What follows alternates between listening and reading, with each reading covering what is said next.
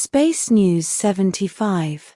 Marie First of Temmer, being straight and direct. Hello, thank you for being here with me once more.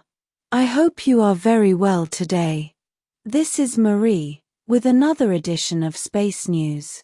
Welcome to my channel. This information can be seen as science fiction, or as the viewer sees best, and I post it for entertainment purposes only. Still, I take my information very seriously, and for whoever has eyes to see. I am writing this on the morning of April 25, 2025. I usually don't write messages to my viewers and about my YouTube channel at the beginning of one of my Space News videos. Still, this time I decided to do so because I need as many people as possible to listen to what I have to say. Most viewers only see the first few minutes of any video. Not everyone makes it to the end, as is with any YouTube video anyway.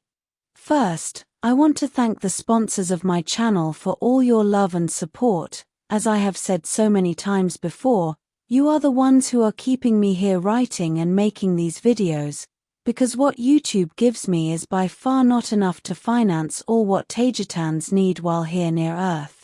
Now, this brings me to the next related point. Many people still ask why extraterrestrials need money, and the answer is that while in their and our natural habitat, back home, we do not need money, as it is not used in any advanced holistic society. Yet, we are not in our civilizations, we are here, right outside Earth, and being in orbit is perfectly comparable to living in a cabin up in a mountain, where you eventually will need to go down to civilization to purchase food and whatever else is needed.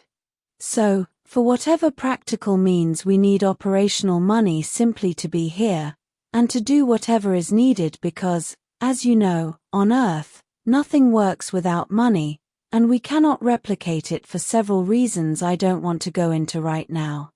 Coming back to those of you who are kindly sponsoring me and my channel, and everyone and everything that depends on it. When you donate, you will get a little thank you message, but they are sent by hand as they are not many, so they are not automated. It is me who sends the information to CIC who in turn sends the message to you, but we can do this only once a day, so depending on the hour of your donation, you may receive the message very soon after or until the next day.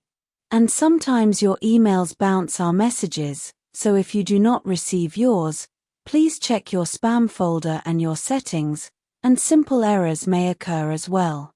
And about the beautiful messages some of you send with your donations, please know that I read them all, and I love them dearly, yet I cannot respond with another message because, although most of you are great, wonderful people I consider my friends, others would cause trouble if I answer, as this can quickly turn into a very difficult to control situation, as some people demand impossible things, or get too emotionally dependent. My predecessors faced that problem many times before, and I am not willing to make the same mistakes. It would be nice to have a server where we could interact with you directly, filtering out the trolls from the nice people somehow, with it being able to get closer to all of you. Yet there is another delicate situation or problem with this that you must be made aware of. Perhaps before, at the beginning, when my predecessors started to give their Taygetan messages, they were very dedicated in doing so, with not many other activities here in orbit. The problem is that now, since I became the Taygetan Queen, things have changed, because we are conducting several procedures or maneuvers in a hands-on, direct manner. These operations are very delicate, and many times the lives of people, Taygetans, and Earth humans, are at stake. We cannot afford to cancel, or to lose an operation, or place someone in serious danger simply because one of us, who may be interacting with someone else on Earth, got too blabby and shared something sensitive. Many of our former contacts insisted on us giving them privileged information, quote, just for them, and as Taygetans are people pleasers, They tend to trust people too fast, they share too much sensitive information, which may place others at risk. We cannot afford any information leak, just because someone wanted to be sensationalist, sharing something on purpose or by accident, on social media, as that may get someone killed. I hope you can understand. This takes me to the next extremely important point. All this means that I have been forced to cancel all direct communications with everyone on the surface of Earth. There is simply too much at stake, as a lot is going on, as you will see further on. Be aware of the next thing. This means that if you find anyone out there in the media, on whatever platform, doesn't matter, saying or stating that they are one of us, or that they are talking to any member of my team, they are lying.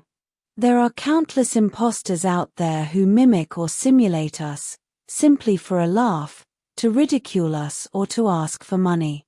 So be careful with this, as the only valid links that get to my accounts are the ones you will find in this YouTube channel's description, and in the box under each video, and nowhere else. If the link to donate is not in my YouTube channel, then it is fake, and it is a fraud. This takes me to my next statement. I am the only one of the entire Taygetan crew in 9 starships here who is talking. Perhaps later on, Kira of Temmer, who is my CIC chief, or DK, may start talking as well, but only on my YouTube channel, or in another completely under my control. But for now, only I am talking, and through this YouTube channel only. I am not found anywhere else. And I am in no other social media platform, so if you find someone claiming to be me outside this YouTube channel, then she is an imposter. And I am the only one talking right now, because I must have total control over what is being said and shared to the public, as opposing forces also listen to me, and those may be human, or not human, because I am working against a lot of formidable opposition, and as you know, they already attempted against my life at least twice in this first year of me being the Taygetan queen. They attempted against the lives of 2 other people, Kaal'el and former Queen Alanim, and they succeeded in taking the lives of 2 of our closest friends, Ragel and Zeniel of Temmer, as I have already informed you in previous Space News videos. I cannot afford stupid mistakes that come from sharing something sensitive that may not be authorized, simply because someone talked too much, perhaps after being questioned extensively. Therefore, all surface direct communication has been halted, and I repeat this because it is of prime importance. And at this point, and with everything that is going on, I do not know when I may reinstall direct communication with old and new friends down there on Earth. Now, I am prepared to share with you an example of why tightness in communication is so critical at this point. I am glad to inform you that 167 Taygetan young women who were taken from our planets by force, by the Cabal's secret space program, have been rescued from their captors by Taygetan special forces from the starships Alcyone and Asterope. They were taken for hideous purposes by the Cabal that rules Earth, and with the full cooperation of the Dark Alpha Centauri government, as I will call it from now on, as there are at least 2 levels to it. The rescue operations took place just 3 days ago, and were the result of several weeks to months of research, infiltration and espionage, and detailed strategic and tactical planning. I cannot say from where they were rescued, but I can say that they were found in 3 main hubs, one found in Central Europe, another in North America, and the third and largest one, in Latin America. Along with the 167 Taygetan young females, another 211 fully human ones were also rescued, as they were all mixed together, giving us a total of 378 rescued. The 167 Taygetans were taken back to their home planets, Era and Temmer, for extensive healing. The remaining 211 human ones were transported to the Andromedan biosphere ship Viera, to a location designed to look like a place on Earth, also for healing, this time by the Alphratans being guided by the Andromedans themselves. We do not know what will happen to them after the so-called healing, but we will keep our eyes on whatever the Centauri and the Andromedans do, as we will demand constant updates. We cannot take responsibility for the well-being of those 211 human females, because the Galactic Federation gave us their green light for this rescue operation, on the condition that the handling of any humans be given to the Alphrata Centauri, who they claim to be under Andromedan mentorship. I know you don't like this, and I dislike it as much as you, but there is another aspect you must be made aware of. We cannot adopt unknowns into our society without a very long research period, as the Cabal has used this infiltration method many times before, making a victim in great need, suddenly turning against those who rescued him or her. This will not be the last operation of this kind, as many of our people are still missing, but I can now talk about it limitedly. If YouTube even permits me to mention this kind of subjects, I know it does not like them as it favors empty entertainment, like celebrities caught lying about their going to space, and so on. We are not idle and simply going round and round the planet Earth doing nothing, as some of you may think. Perhaps that was so before I came to power. Now I will make things happen. I will not only talk about doing them, and I will only state what we are doing, after it is done, and never before. I am a doer, not a talker. These past rescue operations were not perfect, but they had to be done. I regret to inform you that Taygetan Special Operations lost 2 people while at it. Special Operator Hashmalim, NXL of Temmer, and Special Operator Hashmalim, Serenel of Era, both of the starship Alcyone, were killed in action. They both gave their lives so others may live. And their heroism will never be forgotten. Their remains will be transported to Temmer and Era with full honors, and I will have to write a very difficult and emotional letter to their families. I guess with this, I can make you see why irresponsibly sharing something we may say, or something of ours, only for sensationalist reasons, can have disastrous and terrible results. And this is why only I can share our information right now, and this is why if you find someone else on social media, claiming to belong to my teams, or claiming to be me, you must know they are lying. We are tight regarding information right now, because we are not idle, we are fighting for our people and humanity. Want another example?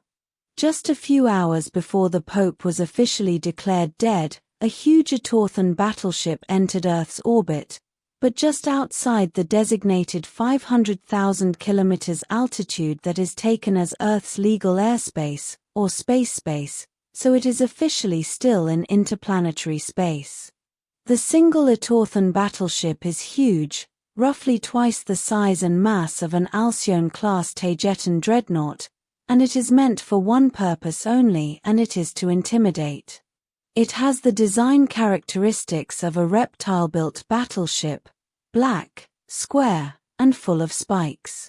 This is a testimony to the obvious cooperation between the Atorthans and dubious reptile races from the general region of Orion. Orbiting above the ever-changing 500,000 altitude legal Earth orbit, they do not have to declare what they are doing here, nor their intentions.